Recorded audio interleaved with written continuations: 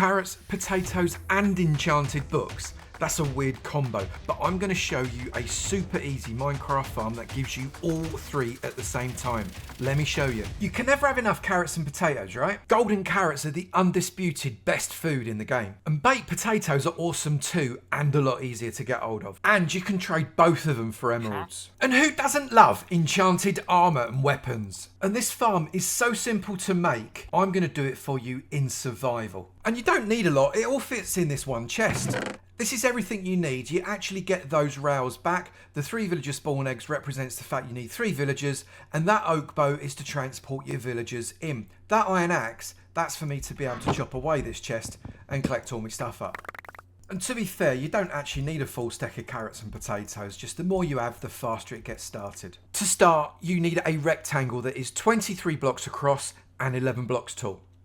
If you're limited on space, you could make it about half the size, but you do lose out on one of your crops then. Or you get half as many of each crop. I'm going to make it the full size. So right in the very centre of my rectangle, I put this square here just to show where that is. I'm going to dig out that block. And then I'm going to come towards one of my longer sides, dig out that block, and then 2 blocks either side of that as well. This is going to be my centre pod. Inside here, I'm going to place a chest, and I'm going to get 2 of my hoppers. I'm going to shift click one into there and shift click another into the side of that chest. This is where our villager is going to stand. And then on top of this, I'm going to get rail.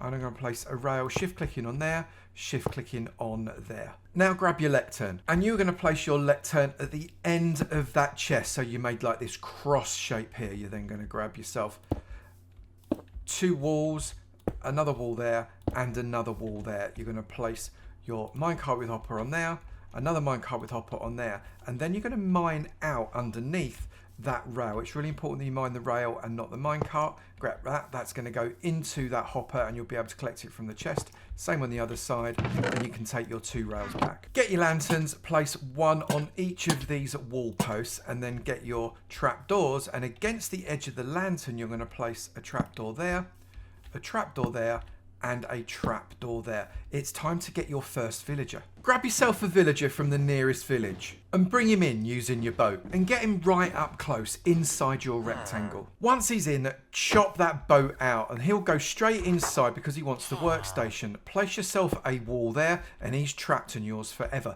Now what you can do is you can see whether or not he has got the trades that you want. Aqua Affinity, not sure I want that one, so I'm going to take this out.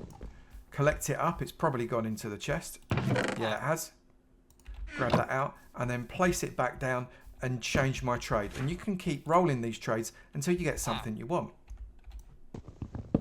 I'll take an infinity bow. Next, bring your walls all the way to the edge on both sides like this.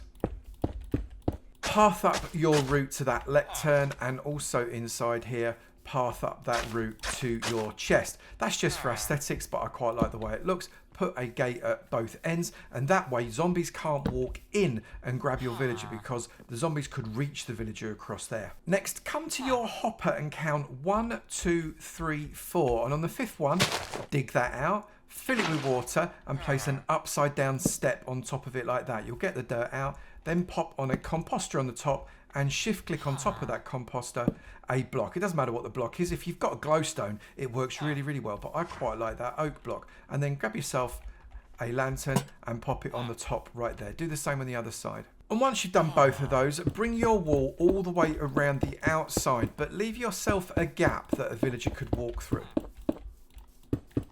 So you should have something that looks like that, and then come in both sides and you want to hoe all of this soil up here.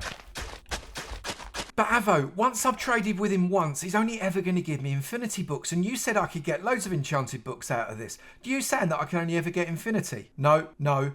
Just kill him. Yeah, I know, it's a tough life, but just kill him. Bring a new one in, get a new trade. What can I tell you? That's just the kind of game it is. Now, after all of that bloodlust, you need to start planting your crops. Theoretically, you only need 1 carrot and 1 potato, because if you plant those in, what will happen is they'll grow and your farmer village will sort out, continue to plant up all of the fields and get the farm going. However, that can take quite a long time, so the more you've got, the better. An entire stack will almost fill up the entire field. If you've got even more, that's even better. Fill up the whole field. And if you've got spares at the end, that's better still. What you can do then is you can give the farmer some extra and they'll start lobbing stuff at our little villager in the middle straight away. But I'm going to work off the fact that I've only got one stack of each. We are then going to place a lantern on the corners of these walls and also just next to our gates all the way around. That makes 14 in total. Now, in theory, you don't need to do 14. You're going to light it up with fewer than that. But I like having plenty of light around. And it's time to bring in 2 more villagers, 1 for each side. Just like before, bring them in nice and close. You won't get them through the gap, but that's okay. Knock out that boat. In they go because they want that workstation. And then lock them in forever. Do the same on the other side. Last one in. Knock him out. In he goes.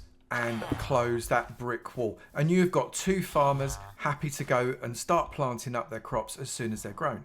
And that's your farm done, although you could be a little bit clever with it if you wanted to. You'll need a couple of extra gates. What you're going to do is you're going to take out the wall that you just put in there and pop in a gate, and then come on the other side, take out again the same wall that you popped in and put in a gate. You've now got access inside this compound. So come inside like that and let's just check out what trade our farmer's got. Now he wants wheat and beetroot. That's rubbish. So what I'm going to do is I'm going to chop that out and I'm going to re-roll that trade as well. He'll eventually turn into a farmer again and I'm going to see whether or not, there you go, potatoes. I could trade the potatoes that he farms up for emeralds. And if the other guy becomes a carrot trader as well, then I'm going to get loads of emeralds, which I can use to trade up for all of those lovely enchanted books. So I guess you could say this is an emerald farm as well. I hadn't even thought of that when I did the intro. Now the fields are completely full and the farmers can start to harvest. We're going to do a test. How much crop can we get in 1 hour starting from now?